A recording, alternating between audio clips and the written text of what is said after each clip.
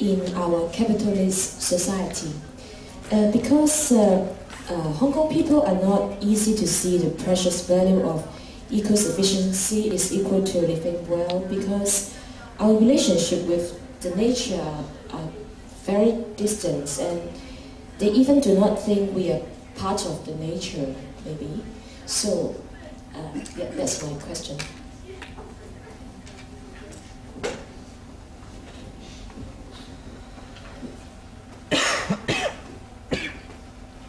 In nature, society of ant, A-N-T,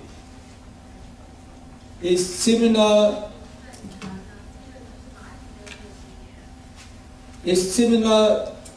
the society of human being nowadays.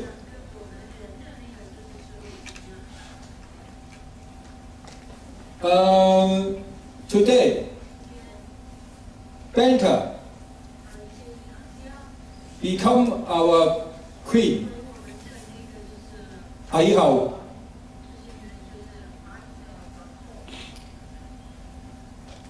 separates us from mother culture,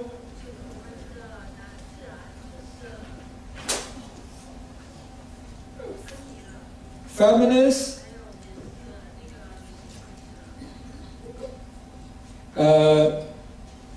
家人啊 friends， 因為形成咗人際關係疏離。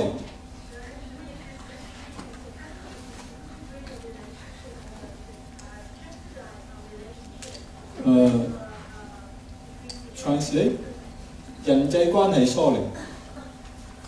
Alienation of human relations.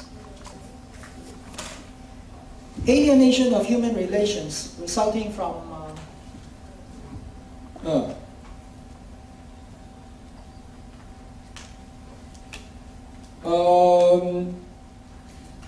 如果我哋要幸福咁樣生活，我哋應該重新建立我哋同家人嘅關係，同文化嘅關係，享受我哋文化帶俾我哋嘅快樂，同埋信任我哋嘅朋友。銀行經紀、地產經紀、燕梳經紀、廣告，同埋一啲無關重要嘅肥皂劇式嘅文化咧，佔有我哋生命個 percentage 好大㗎啦。我哋必須要醒覺嘅。多謝大家。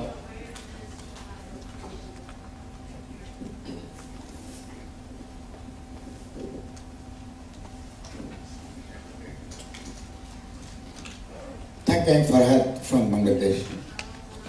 You know, when we like to talk about sustainability, so, and then we try to relate it with the notion of good life, or for the matter, well-being, or to be good.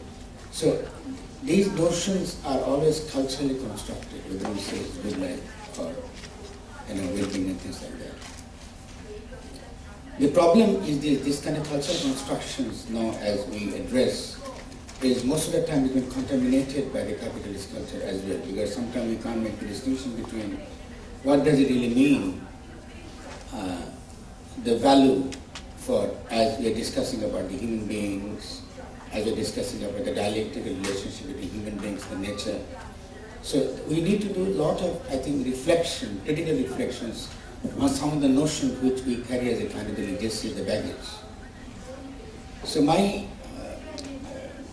proposition is this, or my, as I'm listening to all of you, is for the last few days, that we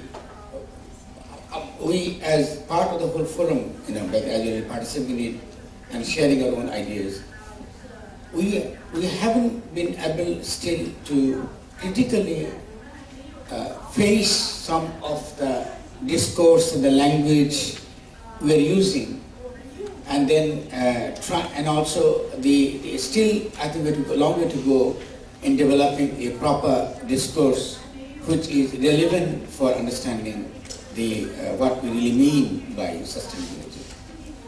When you talk about even life, what happens is this, as a human being, there is a difference with regard to our need and also difference with regard to the desire. So every biological being has certain needs to be satisfied, Just an animal has certain biological needs to be satisfied.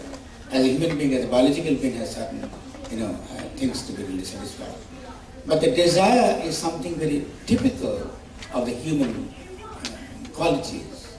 And human beings are such that, they also can control the desire, and they have the capacity also to somehow manage their needs. And when you're hearing about the Chinese example, the way China, we are giving Professor Tuen about the way they've solved the debt crisis, compared to we are giving an example, for example, US or the Europe. So that debt crisis or the Chinese economy really try to solve this thing. You use a term which is quite interesting to me. You used it not in this particular session earlier as self-exploitation. So human beings have a typical capacity for the self-exploitation as well. So in South Asia, we use the word called asceticism. We usually see it in a very badly, morally see asceticism is something is very not material thing, is something not very relevant for the kind of the development we want, the kind of our enhancing our desire as a kind of civilizational being, as a human being. So there are a lot of things you really have to go into and discourses, to really visit again and be very critical about it. With regard to I'll just finish it with one thing, is with regard to the equality in the family, again, because this is very important, that we need some kind of gender equality. Usually, it's true that there is a patriarchal relationship is in the family, and it gets reproduced not at the family level, it gets reproduced at the global level as a capitalist patriarchal accumulation. Capitalist system is not only capitalist, it's also patriarchal as well. So it's not only at the family level, it also gets reproduced at capital level. But the difficulty, this is that as a being a man, please don't take it that I'm criticizing the women's movement. But most of the time, when you see the feminist movement are discussing, raising this thing, that they would like to see the equality also internalizing the masculine subjectivity. So being equal with the man, not exactly destroying the patriarchy, not really destroying the relationship which reproduces at the family level and our other level. And the biggest challenge for the human beings, as biological being as well, is the reproduction. Is not only the production as well. How the human species is going to be reproduced. So you have to find definitely a way by which a relationship must be developed. So you can use it. We use a term called love. We can human relations and other things, which is non-patriarchal, non-coercive. But definitely, I think that whole notion of the love and man-woman relationship is still a big problematic. Still really, has to be really solved. So I think that simply saying gender equality doesn't solve the problem again. I mean, while I'm quite sympathetic to it, I'm quite very much on any kind of anti-patriarchal movement. But also I think it's important that we formulate that equality in terms of a negative terrain. They're saying that it's important that we have to fight against patriarchy, as a patriarchal relationship. And that also opens up the new horizon for the man-woman relationship, by which the human species can also be introduced. And not only as on the relationship with the love, but also with the caring kind of relationship, by which you can also relate with not only with a man and human being, also inclusive of the whole nature. And thank you.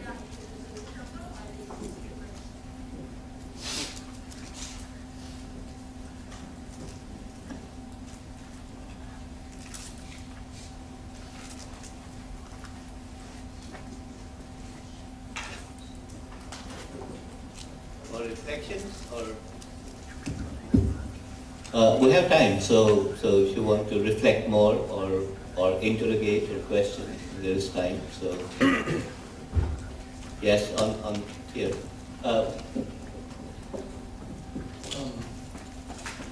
Yeah. There's a lot being exchanged here, but and I've said this before in a separate time, but I'll repeat it here. I guess I see one of the main problems of all this as lying with our concept, our current concept of property as a private institution. As scholars, I think it's important for us, perhaps because we've taken that for granted, that property guarantees a return, and as long as we own it, okay, we deserve that return, regardless of what we do with it. I mean, as scholars, I think we need to revive the notion that property is a social institution, that you don't deserve profits just because you sit on it and you own it, and do nothing with it, or even something parasitic with it. So as scholars, and I mean economists take these things for granted, I think it's very important that we at least push these ideas out there. The notion of property as a social institution. Second, money, the social purpose of money again, often forgotten, seldom discussed.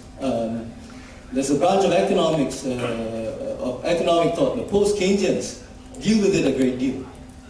But they see the state as a benevolent entity.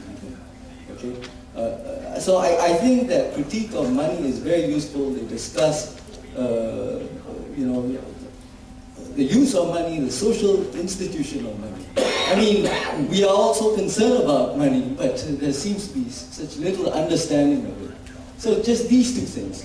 Over the last 3 days, I've heard very little about education. All of us pursue, you know, these things. I think it was raised earlier that the question of desires. I mean, a lot of these desires are stimulated through the mass media, through advertising, right? Through the school system. Now, I think there needs to be something, a countervailing force, if that's possible, to address that, right? As a critical, you know, as critical scholars from the South, we need to address that. So that's education. I mean, we all assume that the schools will teach our children, but you know, by the time they leave home and get school, they've essentially lost control of what they're receiving. So I think that's it. The institutions of property, money, education, and the mass media. I throw these things out there.